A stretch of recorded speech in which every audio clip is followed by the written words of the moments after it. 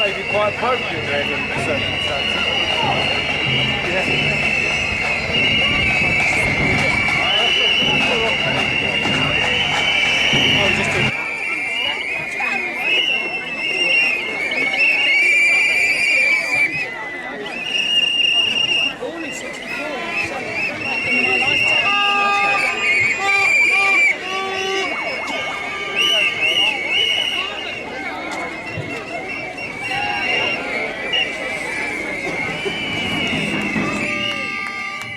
We can make a bit of a racket in here. No ifs, no buts, no public sector cuts.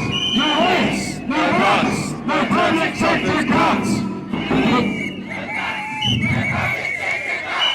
It's a great day today, from Padstow to Plymouth to Bournemouth to Brighton to Ipswich to Norwich to Dundee to Inverness to Belfast, Birmingham, Cardiff. The sleeping giant is at last waking up the whole of the country in the biggest strike action day for a whole generation and more.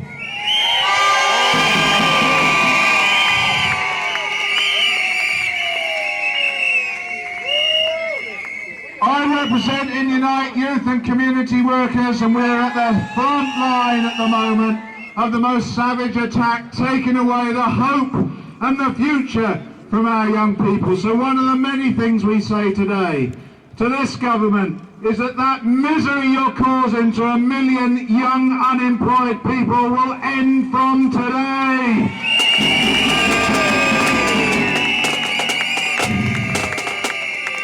We say too to every councillor and every manager and every public service, you don't have to implement these cuts. There was no mandate for them.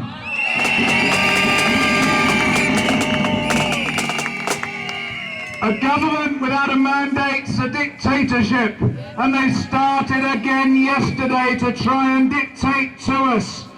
Not satisfied with the 250,000 public sector jobs that went last year, they want a couple of 100,000 more. So this struggle's going to have to be determined. We're going to have to recognise that it's the enemy that wants a fight in closing down all those services that our parents and their parents built up after the Second World War.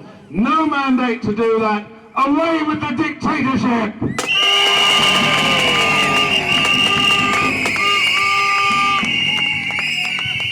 This is going to be a tough one because they're on the offensive.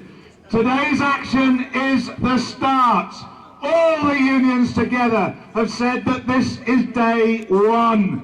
Action will have to get smarter and harder and faster if we're to get rid of the worst dictatorship that we've ever seen in our country. All the best to everyone. See you at the future activities.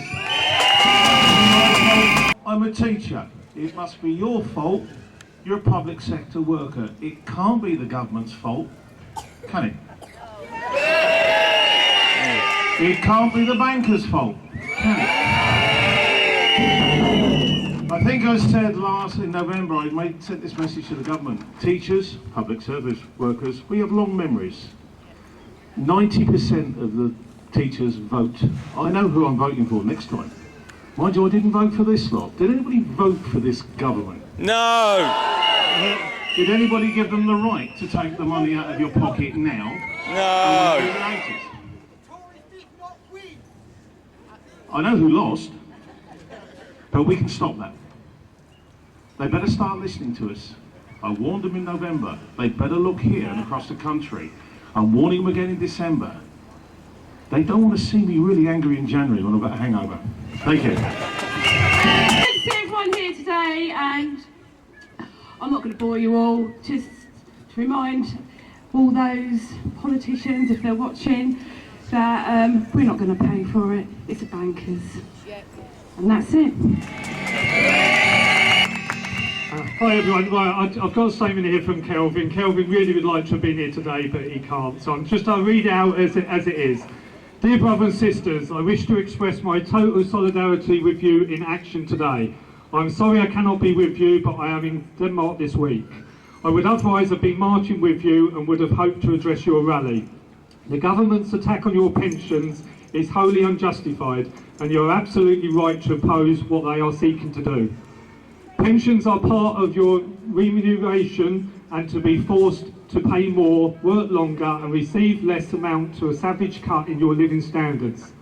Public sector pensions on average are lower than private sector pensions, and a tiny fraction of the millionaires' pension packages received by top bankers and company chiefs.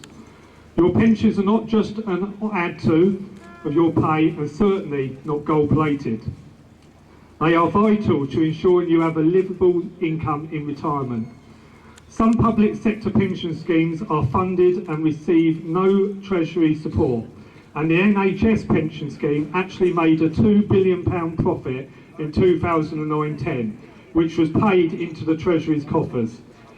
You can count on my continued support for your campaign for pension justice and my continued support in opposing public sector cuts and job losses. Kelvin Hopkins. Radiographers, they're here somewhere, HSDU staff, porters, hey. Thanks very much. Jane, oh sorry, don't know where you work, but anyway, Kelvin Hopkins, anyone still awake after that? It was Lord Hutton, the Labour Party peer, wrote the report that we're all now having to protest about. It's just sad, really, that very often that the very people that we elect to represent us let us down in such a way. The point I'm making is, we've got to attack the rich. The rich are taking our money. They're taking our money in taxation, they're taking our money in pensions. Every day, every year, each one of us sends to the rich £250 a year, because that we pay into the Common Agricultural Policy.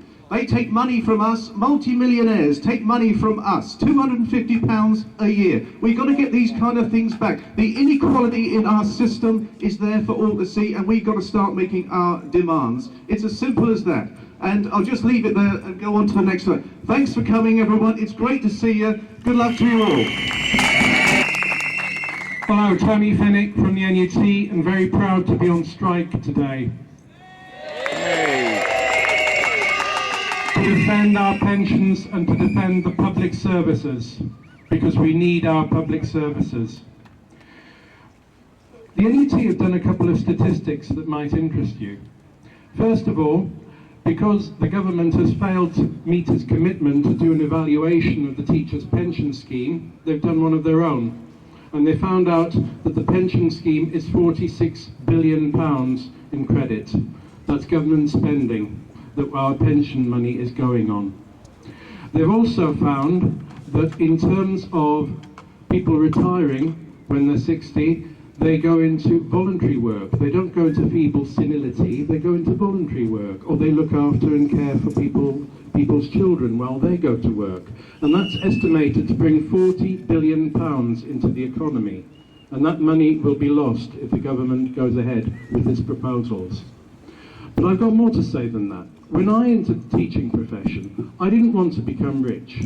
I wasn't expecting a gold-plated pension. I didn't even think about my pension in those days.